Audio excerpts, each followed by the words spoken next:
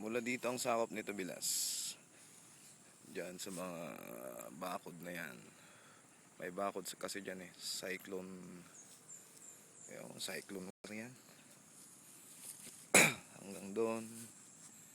Sa mga punong yun. Tapos bababa tayo mamaya.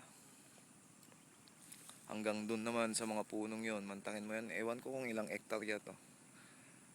Kasi pagkakaalam ko mga 1.5 na siguro to eh. Doon sa mga punong yun. Pababa tayo.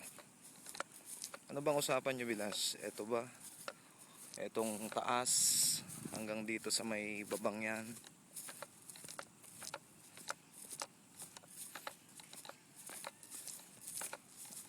Yan.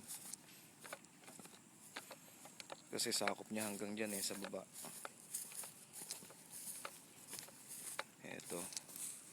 Saka dyan. Maluwang yan.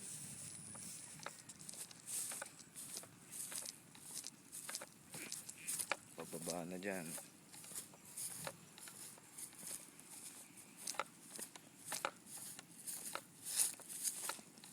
Ano ba naman tong kaluban ko? Tumutunog eh.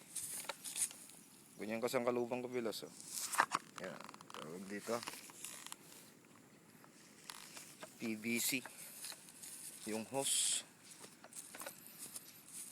Galing kong gumawa ng kaluban na kahoy na may tatak-tatak. Hindi mo lang ako makagawa ng akin. Ayan, hanggang dito pa bilas. Hanggang doon. Hanggang doon sa patad na yun, sa maluwang na yun. Ang usapan yun ni Napismin.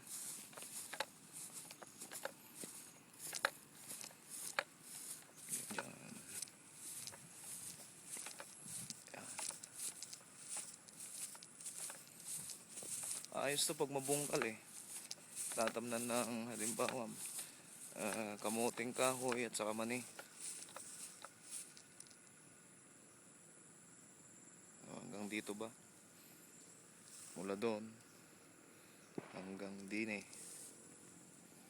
Ito nga pala yung kinukuha kong mga lano tibilas. Ayan. Bigat din yan.